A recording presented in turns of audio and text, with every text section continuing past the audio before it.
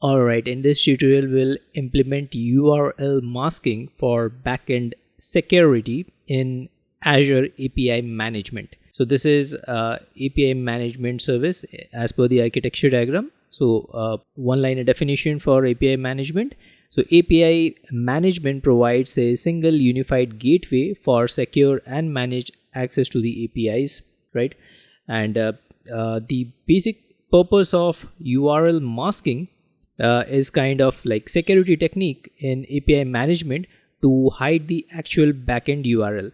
So I have the actual backend URL. So this is one of the test URL which is provided by Microsoft for Open API. So let's now dive into the Azure portal. So let's begin by creating the architecture straight from the scratch, just like I do on every tutorial. So first we need to open API management. We can type in the search bar API management. If we type API, then management services, this is what it looks like. So let's click over here. Next we will click on the create button. Now let's select the resource group where we want to create the API management service. We'll select US, East US, looks good. Next we need to name the resource. So let's name it Cloud Guru Amit APIM as the name. Next we need to give an organization name. This let's mention it Cloud Guru Amit. Let's mention a dummy email. This doesn't matter for this tutorial. Next we'll select the pricing tier in order to reduce cost, consumption. For this tutorial looks good. We can go to monitor and secure. We can use log analytics and application insights. But for this tutorial, if you look at the architecture diagram, we haven't configured log analytics or application insights. You can also add those as per your project requirement. Next is the virtual network. For this tutorial, it's like just the basic one, because virtual network I have covered in separate tutorial if you are following my videos. Next is the manage entity part. Same goes for, if you need it, you can give it. Next is the tags. Tags are key value pairs. I can write it like production environment, dev environment, and give it a value like APIM, something like that. So let's go to review and install. If everything looks good, we'll click on the magic button, that is the create button, to create our API management service. Alright, our resource is ready. Let's go to the resource by clicking the button. So now our next task will be to import the API into the API management and test that API in the Azure portal. So let's begin that tutorial. It will be under the API blade, then API. Next we need to select Open API. Because why we are selecting Open API? Because we have Open API specification, right? So let's copy this backend API URL.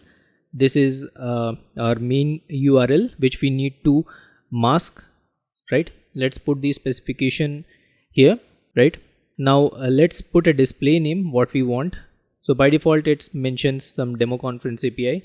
Let's give it on name Cloud Guru Amit API. Please note, as soon as I write Cloud Guru API, it automatically suggests one name for it as well, right? And also it suggests one base URL. If you note, it's by default generated.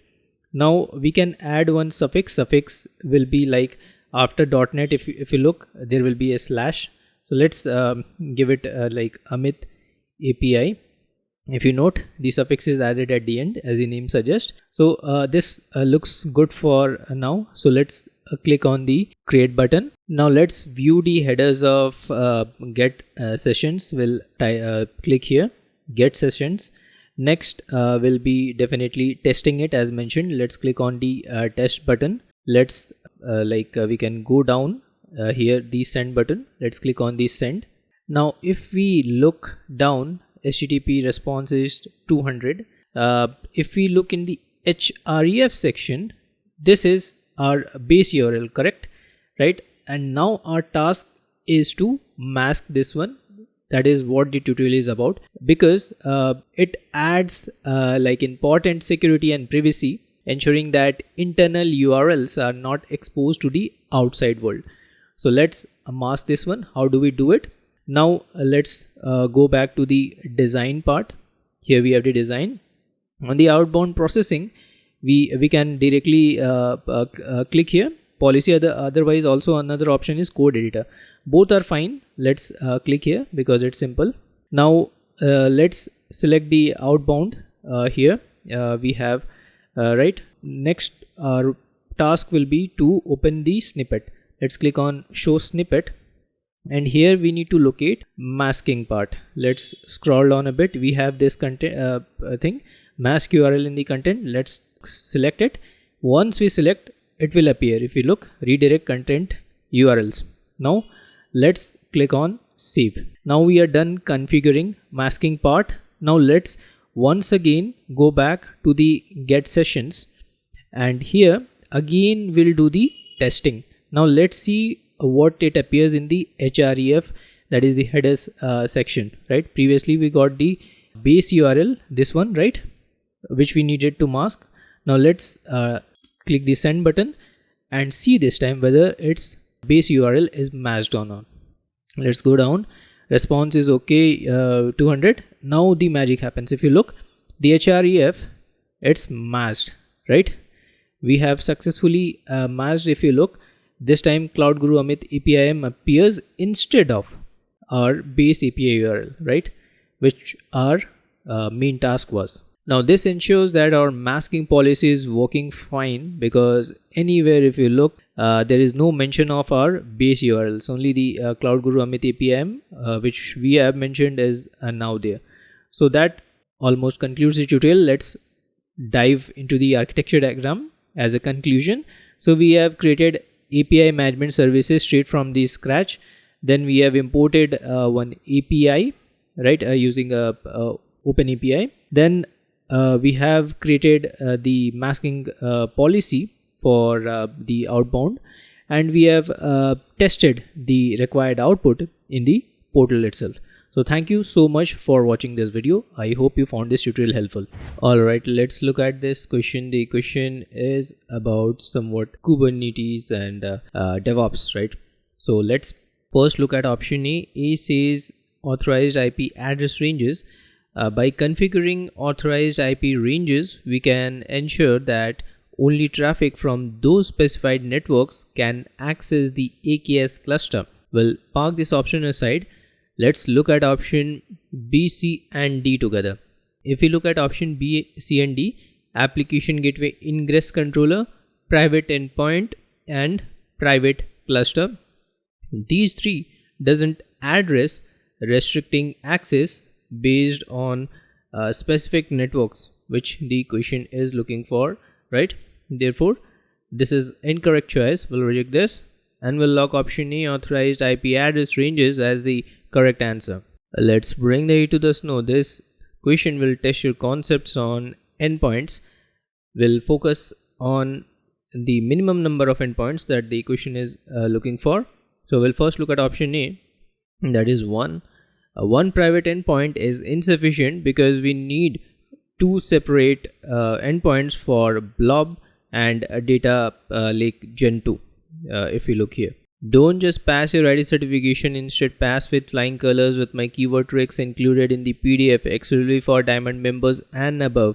Become a member now by clicking the join button to unlock this perk. Then please connect and inbox me on LinkedIn at the rate of Cloud Guru Amit or Instagram at the rate of Amit Physique for the PDF access. Let's look at option B. B says 2.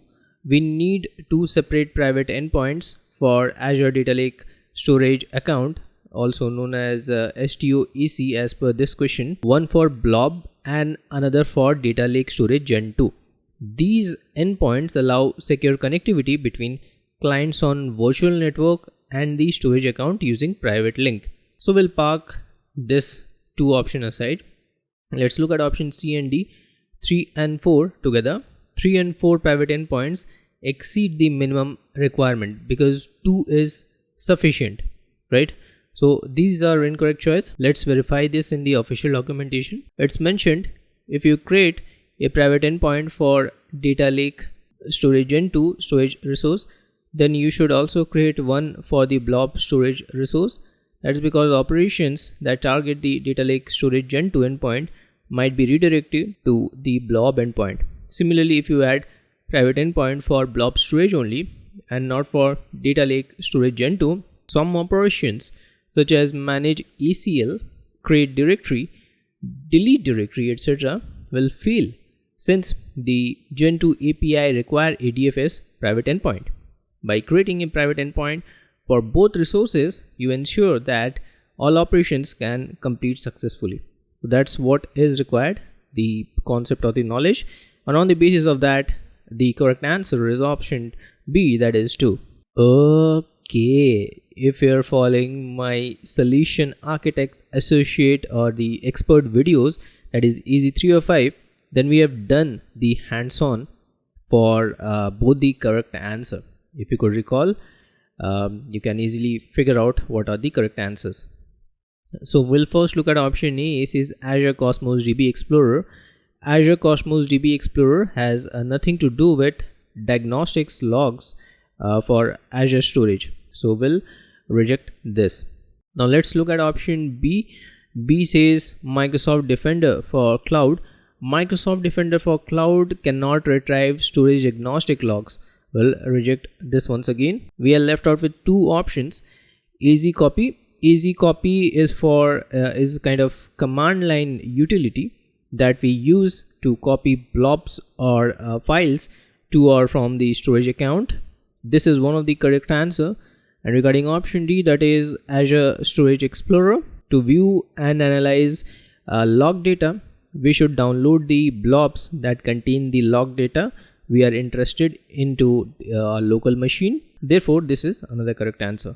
Since the question is looking for two correct answer, we'll log this as the correct answers. Okay, this question will test your concepts on database, that is especially Azure SQL database, as well as security around it, right? So let's first look at option A, B and C. If we look at option first three options A, B and C, these options are not the first step, because the question, if you look, is looking for initial step or the first step, right? So in enabling vulnerability assessment, right? So there are more fundamentals steps which are involved rather than the first three options. So first three options are out because these are not first step. We are left out with option D, enable Microsoft Defender for SQL plan. To perform vulnerability assessment for an Azure SQL database using Microsoft Defender for Cloud, we need to enable Defender for Azure SQL plan. So this looks good. If you verify this in the official documentation, it's mentioned enable vulnerability assessment on your Azure SQL database. Prerequisites, if you look, make sure that Microsoft Defender for Azure SQL is enabled. Just note this word enabled, so that you can run scans on your Microsoft SQL database. So that's what is required. We'll lock this as the correct answer. If you want the PDF version of this course, please enroll in Diamond membership or above. Then please connect and inbox me on LinkedIn at the rate of Cloud Guru Amit or Instagram at the rate of Amit Physique. I'll be glad to help you out with the PDF access. So please don't go away. Let's meet in next part of this series or upcoming videos.